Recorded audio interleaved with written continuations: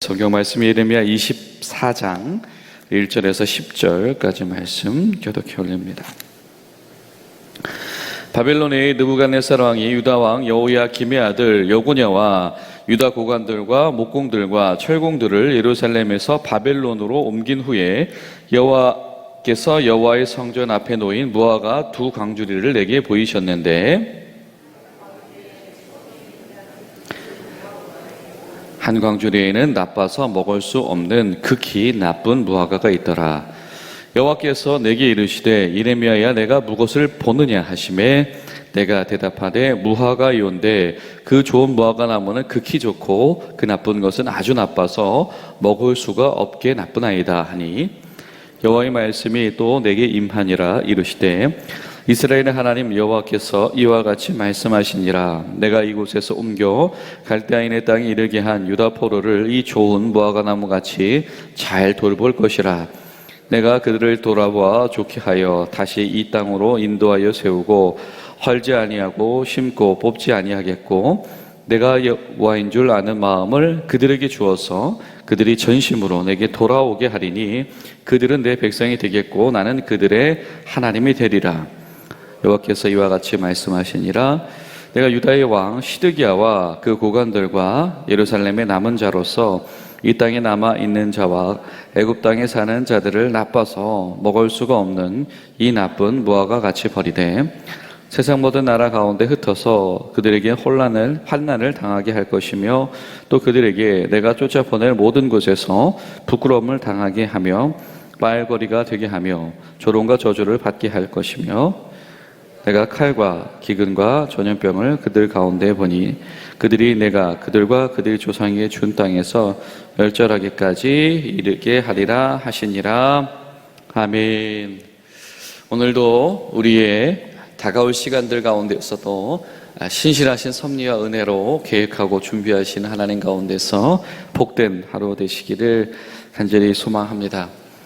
우리가 예레미야서를 읽다 보면 이 모든 말씀의 부분들이 비단 꼭 시간의 순서로 되어 있지 않죠. 그렇죠? 때로는 시간의 순서가 앞서거니 뒤서거니 하기도 합니다.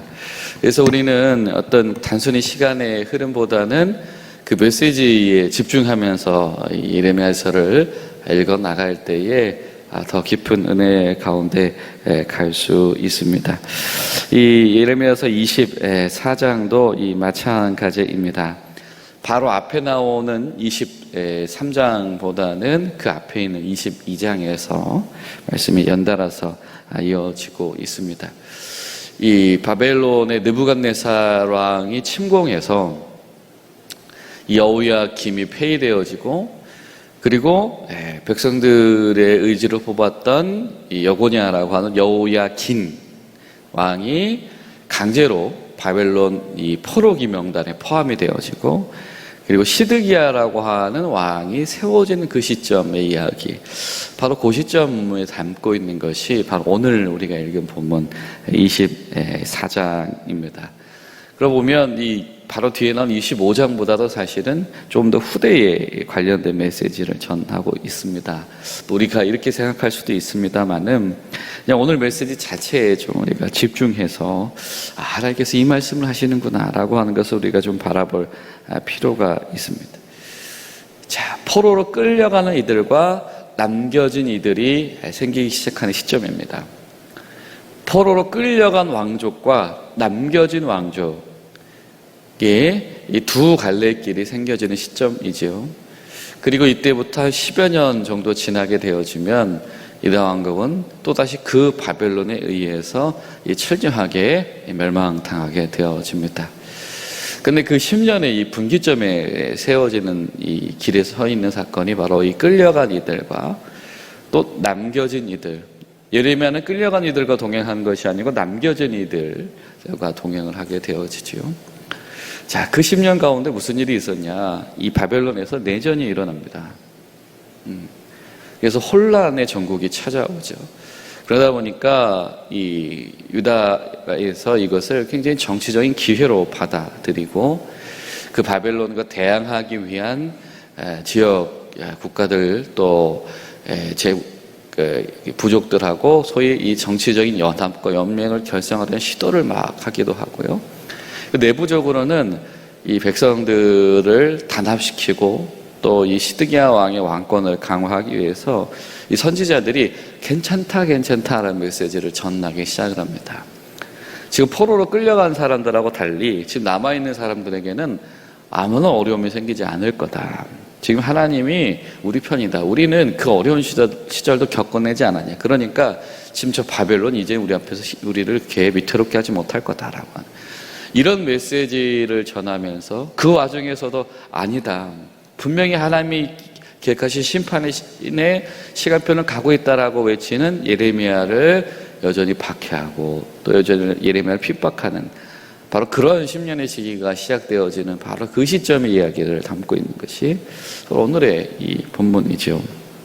하나님께서 예레미야와 함께 대화를 시작하십니다. 마치 예레미야에게 처음 소명 주시던 장면과도 유사하지요.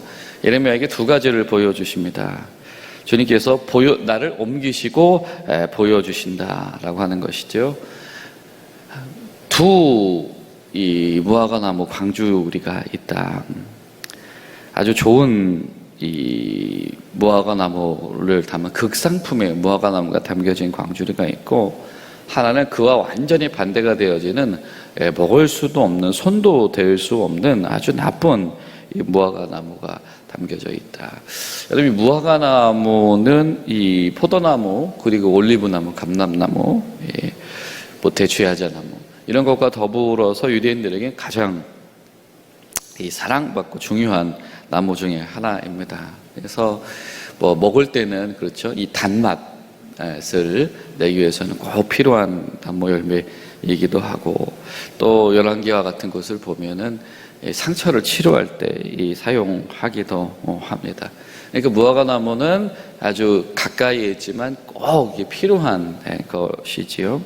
그래서 이 무화과 나무는 보통 이 하나님의 백성들을 일컫는 그런 어떤 이 상징으로도 성경에서 종종 사용되어집니다. 하나님께서 이렇게 물어보시죠. 3절 말씀에 예레미야야 네가 무엇을 보느냐라고 하는 겁니다. 하나님께서 지금 주목하게 하시는 사건이 있습니다. 주목하게 하시는 환상이 있습니다. 그것은 무엇이냐면 바로 이 두 광주리의 무화과 나무입니다. 예레미야의 대답을 듣는 하나님께서 5절에 이렇게 말씀을 하시지요. 내가 이곳에서 옮겨 갈대아인의 땅에 이르게 한 유다 포로를 이 좋은 무화과 나무같이 돌볼 것이다. 하나님께서 그 해석을 달아주기 시작을 하는데, 이 좋은 무화과 나무가 무엇을 이야기하냐면, 여호야긴과 함께 이 포로로 끌려간 사람들, 왕족들, 제사장들, 그리고 중요한 인사들, 이 기술자들, 이런 사람들이 좋은 무화과 나무이다. 오늘 이 말씀 가운데 반복되어지는 이 표현들이 있어요. 그것이 무엇이냐면, 하나님께서 예레미야를 옮기신 후에, 보이신 후에 말씀하셨다라고 하셨는데, 하나님께서 이 해석을 하시면서 내가 이 좋은 무화과 나무들을 옮기고 내가 이르게 하겠다라고 말씀하고 계시다라고 하는 겁니다. 이 반복되어진 표현이 우리에게 들려주는 메시지가 무엇이겠습니까? 지금 예레미야에게 이 환상을 보여주시는 하나님, 예레미야에게 지금 말씀을 내려주시는 이 하나님과 이들을 포로기 상황에 처하게 하신 하나님, 끌려가게 하신 하나님은 어떤 분이시다? 같은 분이시다. 이 말의 표현을 속에서도 그런 메시지를 전하고 있습니다. 그 내용적으로 포로로 끌려간 이들이 좋은 무화과 나무다. 여러분, 이게 잘 생각해 보십시오. 사람들이 그렇게 생각을 했을까요? 저 외국의 군대가 쳐들어왔는데 그 와중에 왕이 살해가 되어지고 새로운 왕족이 왕으로 세워졌는데, 세워지자마자 포로로 끌려가는 겁니다. 그리고 지도자들, 지금 상황을 보니까 지금 지도자들이 지금 제국들 사이에서 널뛰게 하다가 왕족들이, 그 제사장들이 역할 잘 못하다가 저 사람들 벌받아 그런 포로로 끌려갔네. 아마도 남겨진 사람들 가운데는 이런 안도감들이 찾아왔던 것 같습니다. 내가 벌 안 받았네. 저 사람의 벌 받았네. 거봐, 나는 괜찮네. 라고 하는 것이죠. 근데 하나님께서 그에 대한 해석을 완전히 지금 선제적으로 바꾸고 계신 겁니다. 좋은 무화과 나무는 끌려간 이들이 좋은 무화과 나무다라고 하는 겁니다. 왜냐하면 첫 번째, 하나님이 그들을 끌고 가시기 때문이며, 그리고 그들에게는 새로 빚어질 준비와 기회가 남겨져 있기 때문이다 라고 하는 겁니다. 물론 고통의 시간이 뒤따르겠지만 그들은 회복의 주체가 된 남겨진 가지가 될 것이다 라고 하는 바로 이 하나님의 메시지가 지금 뒤바뀌어져서 선언되어지고 있습니다. 하나님께서 옮기시고 그곳에 도착하게 하실 하나님께서 7절을 보니까 그들을 돌아오게 하시기까지, 그죠? 돌아오게 하실 것이다. 지금 예레미야에게 말씀하셔서 이 예언자의 소망을 불러일으켜 주신 이 하나님은 마찬가지로 포로로 끌려간 이들을 옮기시고 도착하게 하셨고 그들을 되돌리실 하나님, 이 말씀하신 하나님과 계획하신 하나님과 실행하신 하나님이 각자 다른 분 어쩌다 하는 분 그런 것이 아니고 철저하게 하나님의 섭리와 계획 속에서 이것이 진행되어지고 있다라고 하는 것입니다. 자, 이 포로살이를 하는 이 장면 6절과 7절을 보면, 자, 내가 그들을 돌아보아 좋게 하여 다시 이 땅으로 인도하여 세우겠다. 헐지 않고 심고 뽑지 아니하겠다. 세우겠다. 그리고 심겠다. 헐겠다, 뽑겠다. 자, 이거는 예레미야서가 애초에, 그렇죠? 1장에서 등장하셨던 하나님이 주셨던 메시지이죠. 그렇죠? 하나님께서 심는 자들과 뽑는 자들, 하나님께서 세우시는 자들과 허는 자들에 대한 이야기가 사실은 전반적으로 이렇게 흘러갑니다. 과연 이 과정이 왜 필요한 것입니까? 하나님께서 왜 심고 뽑으십니까? 왜 세우고 하십니까? 그렇습니다. 하나님을 향하는 자들, 하나님의 마음으로 하나님을 알아보는 자들, 하나님을 여전히 알고 있는 자들의 구별됨을 세우시기 위함이다라고 하는 것이죠. 예레미야에서 반복되는 표현이 있다고 그랬죠. 그것이 무엇입니까? 하나님을 아는 것입니다. 주님께 돌아와라 라고 하는 것은 하나님을 알아라. 다른 말로 표현하면 오늘 하나님과 여전히 관계를 맺어라 라고 하는 것입니다. 그때에 나는 그들의 하나님이 되겠고 그들은 내 백성이 될 것이다. 사실 여러분, 이 약속은 언제 주어진 것입니까? 출애굽 8대 모세를 통해서 들려주신 이야기죠. 자, 여러분, 지금 예레미야를 통해서 하나님께서 주시는 비전은 무엇입니까? 지금 전쟁을 당해서 포로로 무기력하게 끌려가는 이 상황을 마치 하나님의 권능으로 이 바로의 모든 권세를 꺾으시고 이 광야로 이끌고 나가시던 출애굽의 약속과도 동일선상에서 놓고 계시다라고 하는 것이죠. 하나님께서 출애굽을 왜 일으키셨죠? 단순히 바로가 괴롭히니까요? 아니요. 약속의 땅에서 새로운 시절을 시작하시기 위해서 하나님께서 출애굽을 일으키셨듯이 마치 하나님께서 새로운 시대를 일으키시기 위해서 지금 이 바벨론으로 포로로 끌려가게 하셨다. 여러분, 이것은 정말 신앙이 아니고서는 할 수 없는 고백이죠. 그렇죠? 하나님의 말씀을 담지 않고서는 할 수 없는 고백입니다. 이 믿음을 가지지 못했던 이들은 그거 봐, 우린 안 끌려갔네. 하나냐 같은 선지자들을 불러내서 거짓 부흥을 하면서 우린 괜찮아, 우리는 포로로 끌려가지 않았어, 지금 그거 봐, 우리를 동족들 끄고 갔던 바벨론 약해지네, 야, 이때가 기회야, 우리가 주변 나라들 모압, 암몬 이런 나라들을 힘을 합치면 바벨론에게 본때를 보여줄 수 있어.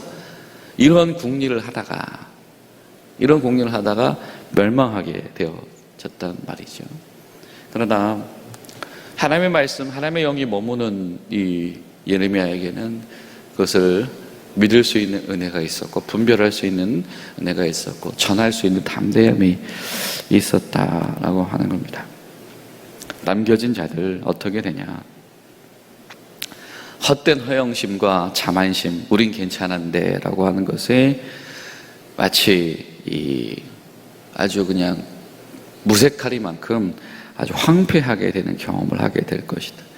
그리고 이때 제3의 선택을 하는 이들이 있었습니다. 그것이 뭐냐면 아예 애굽으로 이주해버리는 이들이죠. 그럴 바에는 아주 애굽이 어차피 힘이 센데 지금 여기 있다가는 그냥 이것저것도 안 될 테니까 분위기 보고 이제 애굽으로 떠나버린 이들이 있었거든요. 그러니까 남겨진 이들과 일부 애굽으로 떠나는 이들, 이런 이들에게 지금 하나님 앞에서 철저하게 절망하지 않으면, 아니 어떻게 하나님 우리 한복판에서 왕족들이 끌려갑니까? 제사장들이 끌려갑니까? 가장 중요한 기술자들이 끌려갑니까? 이 가운데에서 하나님 앞에서 절망하고 회개하지 않은 이들, 그래서 우린 괜찮다고 하는 이들이나 자기 나름대로 살 길을 찾아 이렇게 추구했던 그 모든 이들을 하나님께서 나쁜 무화과다, 바빌론의 보복이 두려워서 도망친 거 아니냐, 어디에도 하나님을 향하는 마음이 있지 않다. 지금 눈앞에 펼쳐진 상황만을 보고 바벨론을 우습게 여기니까 그때서 기세등등하지 않냐. 지금도 하나님의 뜻을 묻지 않는다. 이 두 부류의 사람들 모두를 하나님께서 나쁜 무화과 나무다라고 하고 계신 것입니다. 자, 이런 질문을 찾아와요. 아니 그들이 살아보려고 나름 발버둥 친 것인데 그게 나쁜 겁니까? 라고 하는 거죠. 그냥 문자적으로 그냥 우리가 역사적인 상황만을 놓고 보면 그렇지라고 생각할 수도 있습니다. 그러나 우리가 들어야 되는 것은 무엇이죠? 예레미야서의 메시지입니다.